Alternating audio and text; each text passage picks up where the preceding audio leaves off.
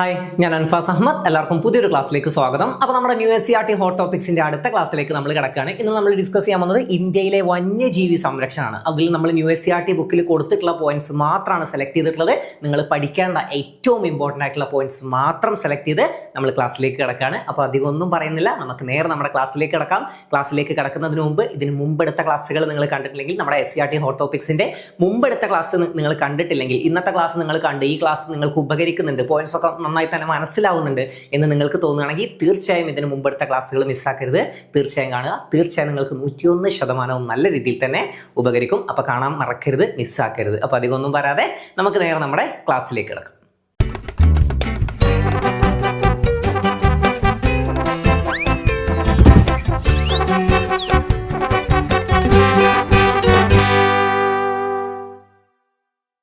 അപ്പൊ നമുക്ക് നോക്കാം ഇന്ത്യയിലെ വന്യജീവി സംരക്ഷണം. വന്യജീവികളുടെ സംരക്ഷണത്തിൽ വളരെ വലിയ പാരമ്പര്യം എന്തുകൊണ്ട്? അത് ജസ്റ്റ് പോയിന്റ് കൊടുത്തതാണ്. വന്യജീവികളോടുള്ള സ്നേഹം വിവരിക്കുന്ന നിരവധി കഥകളുണ്ട്. പഞ്ചതന്ത്രം കഥകൾ, ജംഗിൾ ബുക്ക്, ഇതൊക്കെ ജസ്റ്റ് ഒന്ന് അറിഞ്ഞു വെച്ചാൽ മതി കേട്ടോ. അതൊന്ന് മേ ബി സ്റ്റേറ്റ്മെന്റ് ആയിട്ട് വന്നാലേ ഉള്ളൂ. അതും സ്റ്റേറ്റ്മെന്റ് ആയിട്ട് ചിലപ്പോൾ എന്തെങ്കിലുമൊക്കെ തിരിച്ചും മറിച്ചും തരും. എന്നാലും ഇത് ജസ്റ്റ് ഒന്ന് അറിഞ്ഞു വെച്ചാൽ മതി. ഇത് പഠിക്കേണ്ട കാര്യമൊന്നുമില്ല, ഇത് പഠിക്കണം. ഇന്ത്യയിൽ സമഗ്രമായ വന്യജീവി നിയമം നിലവിൽ വന്നത് എപ്പോഴാണ്? 1972 1972 ഇന്ത്യയിൽ സമഗ്രമായ വന്യജീവി നിയമം നിലവിൽ വന്നത്. എപ്പോഴാണ്? 1972 ഇന്ത്യയിൽ സമഗ്രമായ വന്യജീവി നിയമം നിലവിൽ വന്നത് 1972. 1972 ഇന്ത്യയിൽ സമഗ്രമായ വന്യജീവി നിയമം നിലവിൽ വന്നത്. 1972 വന്യജീവികളുടെ സംരക്ഷണ പ്രവർത്തനങ്ങൾക്കുള്ള നിയമപരമായ ചട്ടക്കൂടാണിത്. എന്താണ്? വന്യജീവികളുടെ സംരക്ഷണ പ്രവർത്തനങ്ങൾക്കുള്ള നിയമപരമായ ചട്ടക്കൂട് ആണിത്. ഈ നിയമത്തിന്റെ 2 പ്രധാന ലക്ഷ്യങ്ങൾ എന്തൊക്കെയാണ്? വംശനാശ ഭീഷണി നേരിടുന്ന ജീവികളുടെ സംരക്ഷണം, അല്ലെ? വംശനാശ ഭീഷണി നേരിടുന്ന ജീവികളുടെ സംരക്ഷണം. ഈ വംശനാശ ഭീഷണി വെച്ച് എപ്പോഴും ചോദ്യങ്ങൾ വരാറുണ്ട്. അതിൽ ഏറ്റവും റിപ്പീറ്റ് ചെയ്ത് ചോദിക്കുന്ന ഒരു ചോദ്യം ഞാൻ അവിടെ അത് മെൻഷൻ ചെയ്യാം, പഠിച്ചിട്ട് പോയിക്കോ. വംശനാശ ഭീഷണി നേരിടുന്ന സിംഹവാലൻ കുരങ്ങുകൾ, അല്ലെ? സിംഹവാലൻ കുരങ്ങുകൾ കൂടുതലായി കാണപ്പെടുന്നത് എവിടെയാണെന്ന് ചോദിച്ചാൽ, അല്ലെങ്കിൽ സിംഹവാലൻ കുരങ്ങുകളെ സംരക്ഷിക്കപ്പെടുന്ന ദേശീയോദ്യാനം ഏതാണെന്ന് ചോദിച്ചാൽ ഏതാണ്? സൈലന്റ് വാലിയാണ്, അല്ലെ? സൈലന്റ് വാലിയിലാണ് സിംഹവാലൻ കുരങ്ങുകളെ കാണപ്പെടുന്നത്. സൈലന്റ് വാലിയിലാണ് സിംഹവാലൻ. അപ്പൊ ഇങ്ങനെ കണക്ട് ചെയ്താൽ മതി. വാലൻ, വാലി, അങ്ങനെ ഒന്ന് ഓർത്തു വെച്ചോ. വാലൻ, വാലി. ഇനി ഇരവികുളത്ത് സംരക്ഷിക്കപ്പെടുന്ന ഏതാണ്? ഇരവികുളത്ത് സംരക്ഷിക്കപ്പെടുന്നത് വരയാടാണ്. അപ്പൊ ഇര, വര. ഇരവികുളത്ത് സംരക്ഷിക്കപ്പെടുന്നത് വരയാടാണ്. അതെങ്ങനെ ഓർത്തു വെക്കുക? ഇര, വര എന്ന് ഓർത്തു വെക്കുക കേട്ടോ. ഇര, വര. അപ്പൊ സൈലന്റ് വാലിയിൽ സംരക്ഷിക്കപ്പെടുന്ന വംശനാശ ഭീഷണി നേരിടുന്ന മൃഗം ഏതാന്ന് ചോദിച്ചാൽ ഏതാണ്? സിംഹവാലൻ. അപ്പൊ സൈലന്റ് വാലി, സിംഹവാലൻ, വാലൻ, വാലി, അങ്ങനെ ഓർത്തു വെക്കുക. ഇരവികുളത്താണെങ്കിൽ അത് വരയാടാണ്. വരയാടാണ് തമിഴ്നാടിന്റെ സംസ്ഥാന മൃഗം. ഏതാണ്? വരയാടാണ്, അല്ലെ? തമിഴ്നാടിന്റെ സംസ്ഥാന മൃഗം ഏതെന്ന് ചോദിച്ചാലും ഏതാണ്? വരയാടാണ്. അപ്പൊ അതും പഠിച്ചു വെക്കുക. ഇനി മുത്തങ്ങയിലാണ് ചോദിക്കുന്നതെങ്കിലോ അപ്പൊ ഇങ്ങനെ ആലോചിച്ചാൽ മതി. മത്തങ്ങ പോലെയുള്ള ആനാന്ന് ആലോചിച്ചാൽ മതി. ഓക്കെ, മത്തങ്ങ പോലെയുള്ള ആനാന്ന് ആലോചിച്ചാൽ മുത്തങ്ങ വന്യജീവി സങ്കേതത്തിൽ സംരക്ഷിക്കപ്പെടുന്ന മൃഗം ഏതെന്ന് ചോദ്യം വന്നാൽ അത് ആനയാണ്. അതും പഠിച്ചു വെക്കുക. ഓക്കെ, പിന്നെ കാട്ടുപോത്തുകൾ കൂടുതലായി കാണപ്പെടുന്ന ചോദ്യം വന്നാൽ അത് പറമ്പിക്കുളത്താണ്. പറമ്പിക്കുളത്തിനെ പറ്റി വേറൊരു ചോദ്യം വരും. എന്താണ്? തമിഴ്നാട്ടിലൂടെ മാത്രം പ്രവേശനമുള്ള കേരളത്തിലെ ഏക വന്യജീവി സങ്കേതം. എന്താണ്? തമിഴ്നാട്ടിലൂടെയാണ് പ്രവേശനമുള്ളത്, എങ്കിലും എന്ത് സ്ഥിതി ചെയ്യുന്നത് എവിടെയാണ്? ഈ വന്യജീവി സങ്കേതം സ്ഥിതി ചെയ്യുന്നത് കേരളത്തിലാണ്, എങ്കിലും പ്രവേശന കവാടം ഏതിലൂടെ മാത്രമാണ്? തമിഴ്നാട്ടിലൂടെ മാത്രമാണ് ഉള്ളത്. അപ്പൊ അതൊന്ന് മനസ്സിലാക്കി വെക്കുക. ഓക്കെ, അപ്പൊ വംശനാശ ഭീഷണി നേരിടുന്ന ജീവികളുടെ സംരക്ഷണം ഒരു പ്രധാന ലക്ഷ്യമാണ്. സംരക്ഷിത പ്രദേശങ്ങളായ ദേശീയോദ്യാനങ്ങൾ, വന്യജീവി സങ്കേതങ്ങൾ എന്നിവയ്ക്ക് നിയമപരമായ പിന്തുണ ഉറപ്പുവരുത്തുക. ഓക്കെ, എന്താണ്? സംരക്ഷിത പ്രദേശങ്ങളായ ദേശീയോദ്യാനങ്ങൾ, വന്യജീവി സങ്കേതങ്ങൾ എന്നിവയ്ക്ക് നിയമപരമായ പിന്തുണ ഉറപ്പുവരുത്തുക. നിയമപരമായ പിന്തുണ ഉറപ്പുവരുത്തുക. ഓക്കെ, അപ്പൊ വന്യജീവികളുടെ സംരക്ഷണ പ്രവർത്തനങ്ങൾക്കുള്ള നിയമപരമായ ചട്ടക്കൂടാണ് ഏത്? 1972 വന്യജീവി നിയമം, അല്ലെ? വന്യജീവി നിയമം 1972 വർഷം ഇമ്പോർട്ടന്റ് ആണ്. 1972 അപ്പോൾ ഇത് കിട്ടിയല്ലോ, പോയിന്റ്സ് കിട്ടിയല്ലോ. പ്രധാന ലക്ഷ്യങ്ങൾ ഒന്നുകൂടെ ഓർത്തു വെച്ചോ. വംശനാശ ഭീഷണി നേരിടുന്ന ജീവികളുടെ സംരക്ഷണം, പിന്നെ അതുപോലെ തന്നെ സംരക്ഷിത പ്രദേശങ്ങളായ ദേശീയോദ്യാനങ്ങൾ, വന്യജീവി സങ്കേതങ്ങൾ എന്നിവയ്ക്ക് നിയമപരമായ പിന്തുണ ഉറപ്പുവരുത്തുക എന്നതൊക്കെയാണ് പ്രധാനപ്പെട്ട 2 ലക്ഷ്യങ്ങൾ. 1972 വന്യജീവി നിയമം ഭേദഗതി ചെയ്തത് എപ്പോഴാണ്? 1991 1972 വന്യജീവി നിയമം ഭേദഗതി ചെയ്ത വർഷം എപ്പോഴാണ്? 1991 72 നിയമം വന്നത്. അത് ഭേദഗതി വരുത്തിയത് എപ്പോഴാണ്? 91 72 നിയമം ഭേദഗതി എപ്പോഴാണ്? 91 അപ്പൊ നിയമം വന്നത് 72. വന്യജീവി സംരക്ഷണ നിയമം നിലവിൽ വന്നത് 1972. അത് ഭേദഗതി ചെയ്തത് 1991. സെറ്റ് അല്ലേ? 1991. ഭേദഗതി പ്രകാരം നിയമം ലംഘിക്കുന്നവർക്ക് കടുത്ത ശിക്ഷ നടപടികൾ ഉറപ്പുവരുത്തുകയും ചെയ്തിട്ടുണ്ട്. ഭേദഗതി പ്രകാരം നിയമം ലംഘിക്കുന്നവർക്ക് കടുത്ത ശിക്ഷ നടപടികൾ ഉറപ്പുവരുത്തുകയും ചെയ്തിട്ടുണ്ട്. വംശനാശ ഭീഷണി നേരിടുന്ന പ്രത്യേക സസ്യജീവി വർഗങ്ങളുടെ സംരക്ഷണത്തിനുള്ള നിയമങ്ങൾ നിലവിൽ വരാൻ അടിസ്ഥാനമായ നിയമം ദേശീയ വന്യജീവി സംരക്ഷണ നിയമം. മനസ്സിലാക്കി വെക്കുക. സ്റ്റേറ്റ്മെന്റ് ആയിട്ടോ ചോദ്യമായിട്ടോ വരും. എന്താണ്? വംശനാശ ഭീഷണി നേരിടുന്ന പ്രത്യേക സസ്യജീവി വർഗങ്ങളുടെ സംരക്ഷണത്തിനുള്ള നിയമങ്ങൾ നിലവിൽ വരാൻ അടിസ്ഥാനമായ നിയമം ഏതെന്ന് ചോദിച്ചാൽ അത് ദേശീയ വന്യജീവി സംരക്ഷണ നിയമം. ഏതാണ്? ദേശീയ വന്യജീവി സംരക്ഷണ നിയമം. ഓക്കെ ആണല്ലോ? അടുത്തത്, ഇന്ത്യയിലെ ദേശീയോദ്യാനങ്ങളുടെ എണ്ണം എത്രയാണ്? 103 ദേശീയോദ്യാനങ്ങളാണ് ഇന്ത്യയിലുള്ളത്. NUSERT പോയിന്റ് ആണ്, നമ്പർ കൊടുത്തിട്ടുണ്ട്. അപ്പൊ എന്താണ്? അത് ഇമ്പോർട്ടന്റ് ആണ്. ഓക്കെ, NUSERT പോയിന്റ് ആണ്, പോരാത്തതിന് ഇവിടെ നമ്പർ കൃത്യമായിട്ട് മെൻഷൻ ചെയ്തിട്ടുണ്ട്. അപ്പൊ ഇന്ത്യയിലെ ദേശീയോദ്യാനങ്ങളുടെ എണ്ണം എത്രയെന്ന് ചോദിച്ചാൽ എത്രയാണ്? അത് 103 ആണ്. 103 ദേശീയോദ്യാനങ്ങളാണ് ഇന്ത്യയിലുള്ളത്. ഇന്ത്യയിലെ വന്യജീവി സങ്കേതങ്ങളുടെ എണ്ണം എത്രയാണ്? 563. അപ്പൊ ദേശീയോദ്യാനങ്ങൾ 103, വന്യജീവി സങ്കേതങ്ങൾ 563. ദേശീയോദ്യാനങ്ങൾ 103, വന്യജീവി സങ്കേതങ്ങൾ 563. ദേശീയോദ്യാനങ്ങൾ എത്രയാണ്? 103. ദേശീയോദ്യാനങ്ങൾ എത്രയാണ്? 103. വന്യജീവി സങ്കേതങ്ങൾ 563. മനുഷ്യരാശിയുടെ നിലനിൽപ്പിന് വന്യജീവി സംരക്ഷണം വളരെ പ്രധാനപ്പെട്ടതാണ് അല്ലെ? മനുഷ്യരാശിയുടെ നിലനിൽപ്പിന് വന്യജീവി സംരക്ഷണം എന്താണ്? വളരെ പ്രധാനപ്പെട്ട ഒരു ഘടകമാണ്. അറിഞ്ഞു വെക്കുക. ഇന്ത്യ ഗവൺമെന്റ് സസ്യ ജന്തുജാലങ്ങളുടെ ക്രിയാത്മകമായ സംരക്ഷണ പ്രവർത്തനങ്ങൾക്കായി യുനെസ്കോയുമായി ചേർന്ന് നടത്തിയ പദ്ധതിയാണ് മനുഷ്യനും ജൈവമണ്ഡലവും പദ്ധതി. മനുഷ്യനും ജൈവമണ്ഡലവും ഇമ്പോർട്ടന്റ് ആണ് കേട്ടോ, പഠിച്ചു വെച്ചോ, ഇമ്പോർട്ടന്റ് ആണ്. എന്താണ്?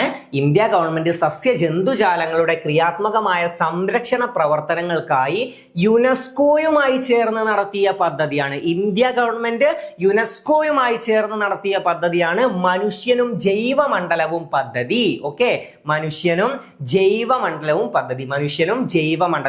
പദ്ധതി പഠിച്ചു വെച്ചോ. മനുഷ്യനും ജൈവമണ്ഡലവും. ഇനി പ്രൊജക്ട് എലിഫന്റ് പദ്ധതി എപ്പോഴാണ്? 1992 അല്ലെ? പ്രൊജക്ട് എലിഫന്റ് പദ്ധതി എപ്പോഴാണ്? 1992. 1992. ഈ വർഷം എപ്പോഴും ചോദിക്കാറുണ്ട് പ്രൊജക്ട് എലിഫന്റ് പദ്ധതി, അതുപോലെ തന്നെ പ്രൊജക്ട് ടൈഗർ പദ്ധതി. അപ്പൊ പ്രൊജക്ട് എലിഫന്റ് പദ്ധതി പഠിച്ചോ. 1992. 1992 പ്രൊജക്ട് എലിഫന്റ് പദ്ധതി. പ്രൊജക്ട് എലിഫന്റ് പദ്ധതി നിലവിൽ വന്ന വർഷം നമ്മളിപ്പോൾ പഠിച്ചു 1992. ആനകളുടെ സംരക്ഷണത്തിനുള്ള പദ്ധതിയാണിത്. സാമാന്യം അല്ലെ? പ്രൊജക്ട് എലിഫന്റ് പദ്ധതി പറയുമ്പോൾ കോഴികളുടെ ആവില്ലല്ലോ, അത് ആനകളുടെ അല്ലേ. അപ്പോൾ എലിഫന്റ് അവിടെ തന്നെ ഉണ്ട്. പ്രൊജക്ട് എലിഫന്റ് പദ്ധതി. അപ്പൊ അറിഞ്ഞു വെക്കുക, ആനകളുടെ സംരക്ഷണത്തിനായുള്ള പദ്ധതിയാണിത്. പദ്ധതിയുടെ ലക്ഷ്യം ദീർഘകാലയളവിൽ ആനകൾക്ക് അവയുടെ സ്വന്തം ആവാസ വ്യവസ്ഥയിൽ സംരക്ഷണവും അതിജീവനവും ഉറപ്പുവരുത്തുക. എന്താണ് പദ്ധതിയുടെ ലക്ഷ്യം? എന്താണ്? ദീർഘകാലയളവിൽ ആനകൾക്ക് അവയുടെ സ്വന്തം ആവാസ വ്യവസ്ഥയിൽ സംരക്ഷണവും അതിജീവനവും ഉറപ്പുവരുത്തുക എന്നതാണ് പ്രധാനപ്പെട്ട ലക്ഷ്യം അല്ലെ? പ്രധാന ലക്ഷ്യം. 16 സംസ്ഥാനങ്ങളിലാണ് ഈ പദ്ധതി നടപ്പിലാക്കിയത്. ഈ എണ്ണവും പഠിച്ചു വെച്ചു. 16 സംസ്ഥാനങ്ങളിലാണ്. ഓക്കെ, അപ്പൊ ഇന്ത്യയിലെ ദേശീയോദ്യാനങ്ങളുടെ എണ്ണം എത്രയാണ്? ഒന്നുകൂടെ ഓർക്കുക, 103 ആണ്. വന്യജീവി സങ്കേതങ്ങളാണെങ്കിൽ 563 ആണ്. പിന്നെ ഏതൊക്കെ വർഷം നമ്മൾ പഠിച്ചു?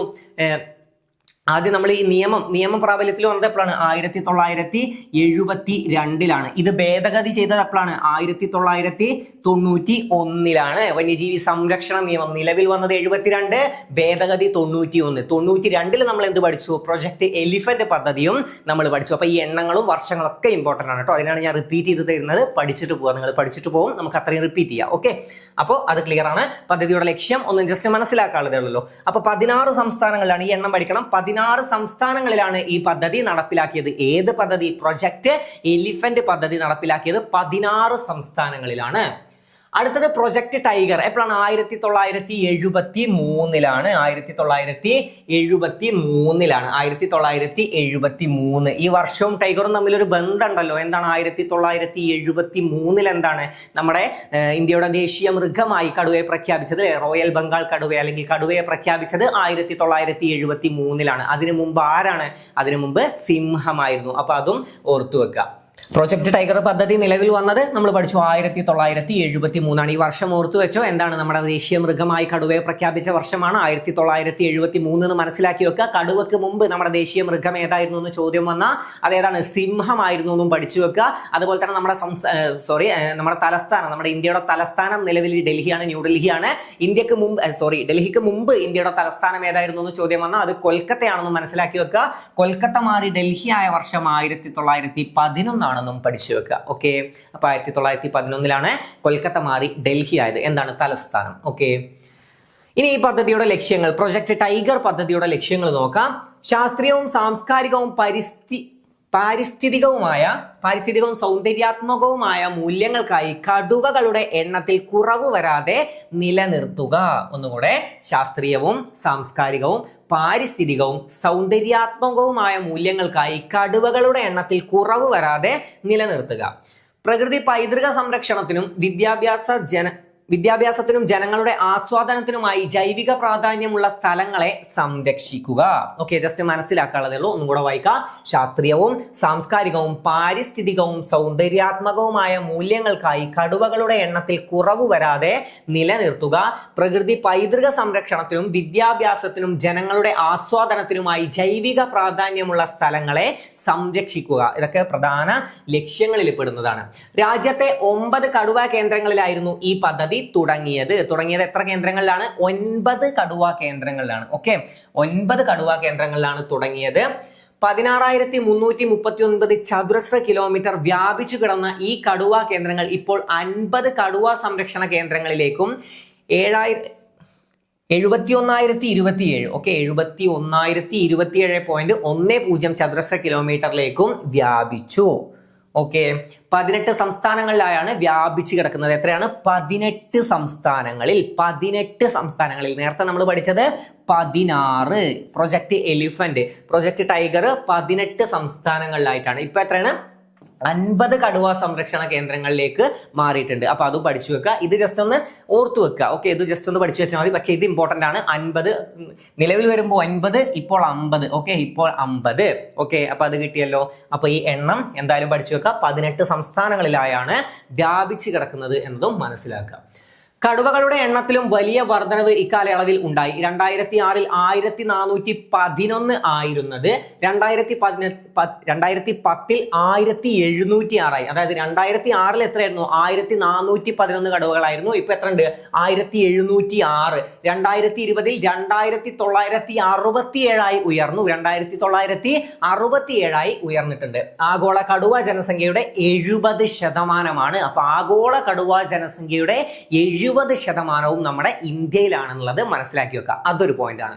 ആഗോള കടുവ ജനസംഖ്യയുടെ 70% ഏത്? ഇന്ത്യയിലുള്ള 2967 കടുവകൾ. ഓക്കെ, ഈ പദ്ധതികൾക്ക് പുറമെ ഇന്ത്യ ഗവൺമെന്റ് നടപ്പിലാക്കിയ മറ്റു പദ്ധതികൾ മുതല പ്രജനന പദ്ധതി, പ്രൊജക്ട് ഹാങ്കുൽ, പിന്നെ ഹിമാലയൻ കസ്തൂരിമാൻ സംരക്ഷണ പദ്ധതി. ഇതൊക്കെ ഒന്ന് നോട്ട് ചെയ്ത് വെക്കുക. ഓക്കെ, മുതല പ്രജനന പദ്ധതി, പിന്നെ അതുപോലെ തന്നെ പ്രൊജക്ട് ഹാങ്കുൽ, ഹിമാലയൻ കസ്തൂരിമാൻ സംരക്ഷണ പദ്ധതി എന്നതൊക്കെയാണ് പിന്നീട് ഇന്ത്യ ഗവൺമെന്റ് നടപ്പിലാക്കിയ പദ്ധതികൾ. ഇതൊന്ന് പഠിച്ചു വെച്ചോ.